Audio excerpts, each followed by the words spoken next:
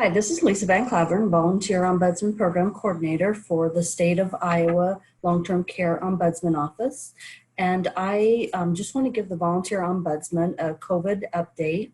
And I do apologize, this is my first Zoom recording that I have done. And sorry, I don't know how to get rid of the glare on the glasses. So concentrate on what I have to say rather than the glare on the glasses. I apologize for that. So first of all, I just want to talk about what COVID is, and as everybody knows, I'm no more of an expert than anybody else, but a short version of COVID is that the corona disease known as COVID-19 is an infectious disease that's caused by a new virus that has not been previously found in humans before.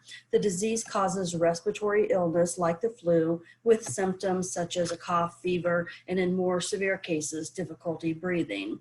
In COVID-19, the CO stands for corona, the VI stands for virus, and the D stands for disease. You can protect yourself by washing your hands frequently, avoid touching your face, and avoid close contact. They're saying like keep 6 feet away from people. To keep yourself safe, assume that everybody has the COVID virus and use precaution. If the person doesn't live in your home, then you're supposed to use precaution with them. How it spreads is that the coronavirus spreads primarily through contact with an infected person when they cough or sneeze. It also spreads when a person touches a surface or an object that has the virus on it. Then they touch their eyes, nose, mouth, they walk into it.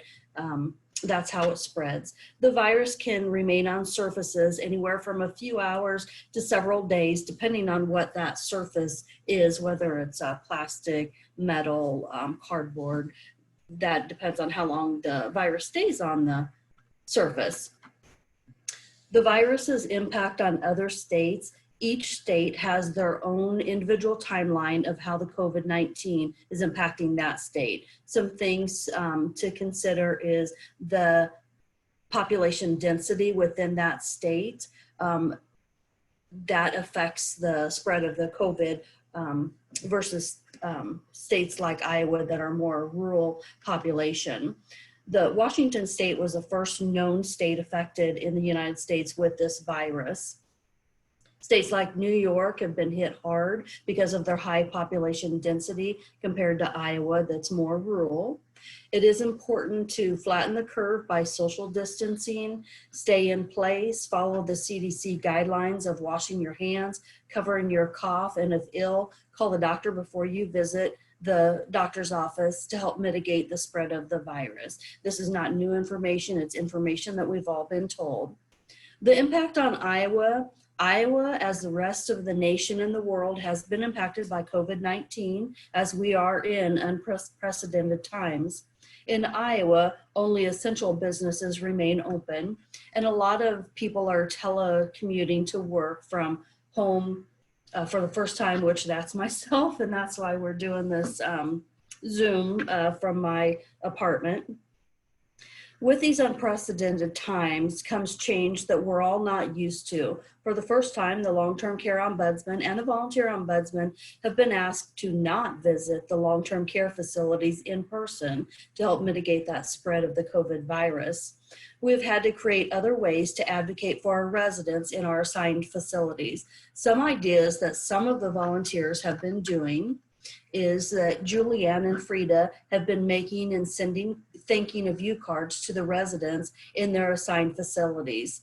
Judy has come up with the idea to send self-addressed stamped envelopes to the residents in her assigned facility so the residents can send letters back to her of any concerns that they may have.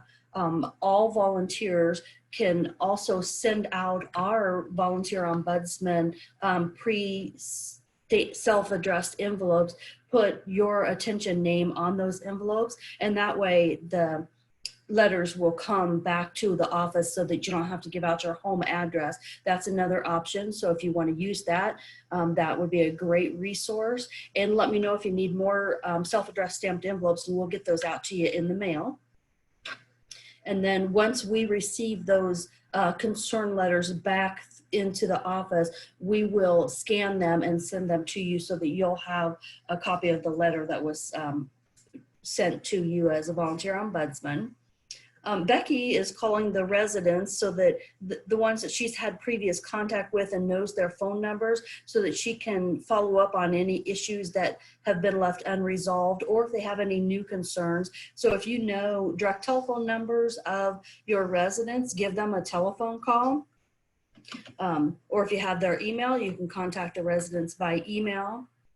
Dee Dee, Barb, and Kay have actually contacted their point of contact and asked them how their facility's doing. How are their supplies, their deliveries coming?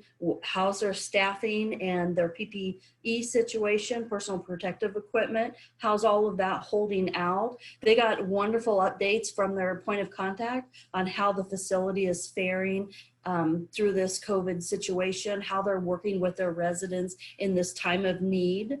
They've also learned that their facilities have increased their one-on-one activities since they cannot do group activities in the facilities.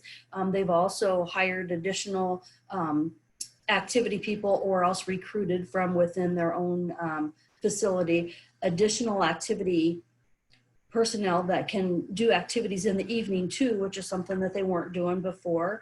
They've been thinking outside the box as to, they have let me know that the staff are actually walking up and down the hall with iPads, which allow the residents to communicate with their families.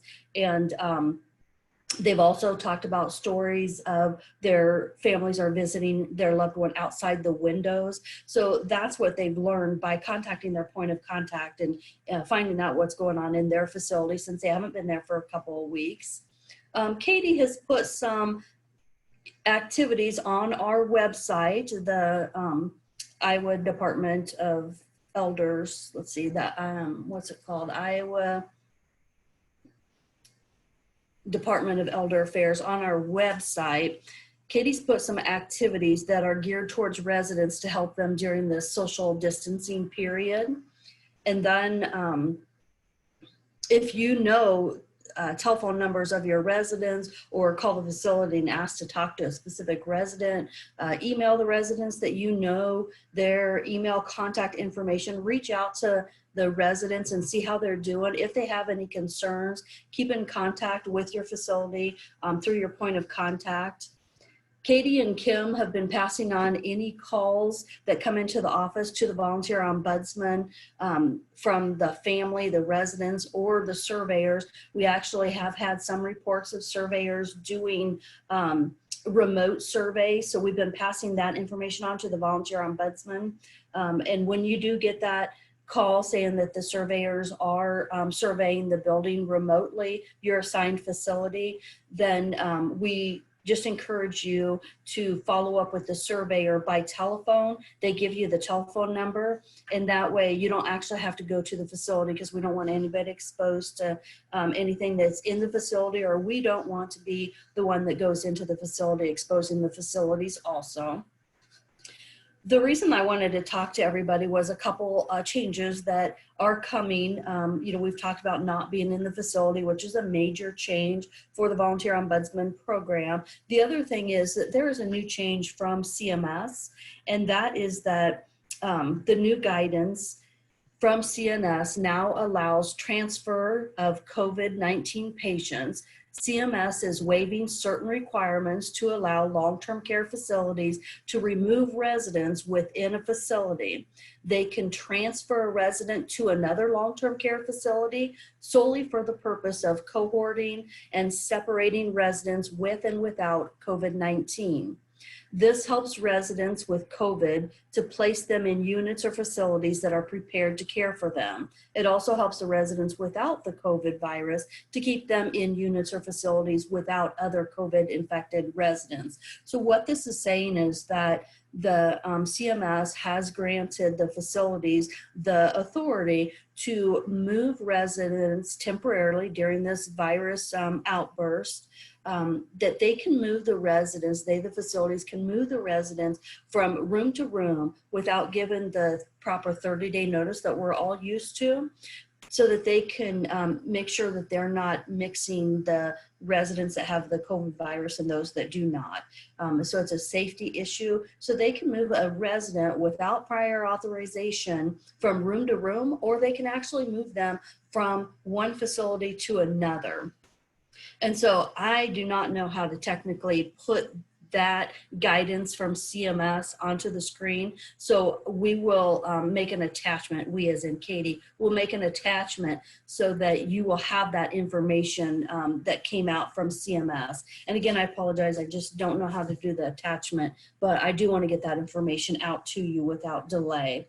Some other information that I want to give you is, and I'm just going to give the telephone numbers because again, I can't do the attachment, but I will get this information out to you, is that I want to let you know about the substance abuse mental health services. They have a 1-800 disaster distress helpline.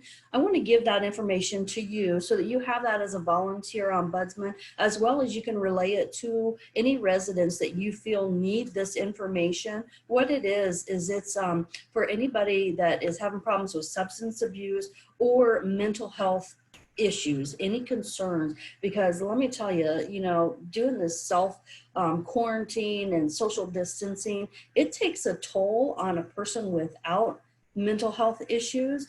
And so, you know, this is just something that is happening right now and is going to continue to be more widespread, is the residents' mental health status.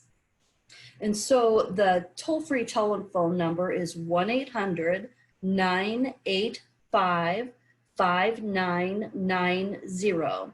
And that is the Substance Abuse Mental Health Services. They call that the Disaster Distress Helpline. Anybody can call it. Again, that telephone number is 1-800-985-5990. They actually have it in English and in Spanish. For any of the residents that may want to text, they actually have a text. You can text them also. So have the residents or anybody that you know that needs this service text the number 66746 and then just text the word "talk with us." It's all together, "talk with us," TALKWITHUS.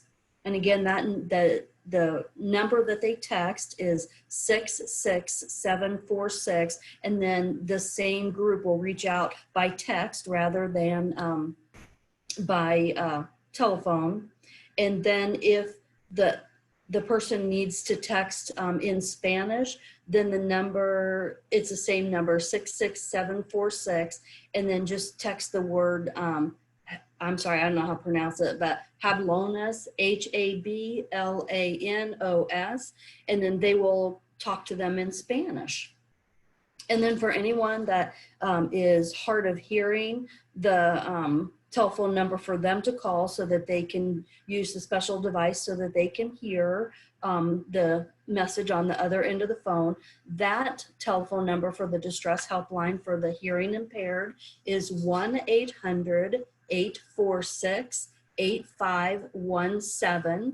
There's some websites also that is for English and Spanish. I will make sure that this information is attached to the video so that you'll have that direct information. And then there is also, Consumer Voice has an April newsletter that talks about COVID in the nursing facilities. It's really good information. So I'm going to make sure that I attach the Consumer Voice April newsletter because that's something that is just good information that talks about the COVID situation in the nursing homes. And then the other thing that Consumer Voice has is they have an article and it's titled COVID-19 in nursing homes, what residents and families need to know. And so I'm going to make sure and attach that also, because that's good information for us. And then again, you can pass that information on to the residents in the facilities. If you decide to print this off and mail it to the residents in the facilities, let us know, because we can help with reimbursement on the cost of printing or mailing if you happen to want to do that. It's just good information that the residents and family need to know. And the quicker we can get that information out, the better, because everything is such unprecedented times right now that the more information we can get out there, the better. That's good information.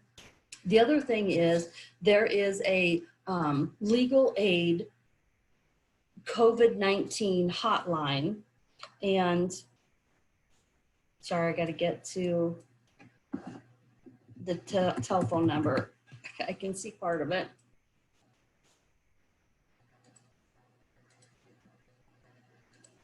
Okay, the telephone number for legal aid. This is for legal aid hotline for legal issues that are that deal with COVID-19. So the telephone number is 1-800-332-0419. Again, this is legal aid hotline for legal issues that have to do with COVID-19. The telephone number is 1-800-332-0419. So that's the information for legal aid, and that is a free resource. So if you know of any residents that have issues that come up legally and just need somebody to talk to that's an attorney, they can call that telephone number for free and just get free help. And then some of the volunteer ombudsmen have mentioned about their assigned facility is running low on personal protective equipment.